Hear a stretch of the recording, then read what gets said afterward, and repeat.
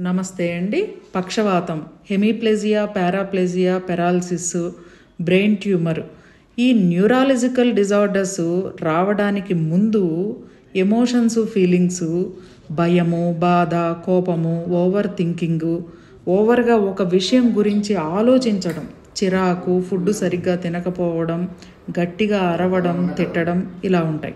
Body symptoms lower back pain, ఎల్లోగా urine రావడం, body pains, తొందరగా ఏ విషయం గుర్తుకు రాకపోవడం, మాట్లాడుతుంటే పెదాలు పక్కకి వెళ్ళడం, నీరసం, నిద్ర డిస్టర్బెన్స్, జుట్టు ఊడడం, ఇలాంటి బాడీ సిమ్టమ్స్ ఉంటాయి. ఇంకా చాలా ఉంటాయి. ఇవి ఎందుకు వస్తాయి అని అంటే కఫం, విజబుల్ ఇన్విజిబుల్ ప్లమ్.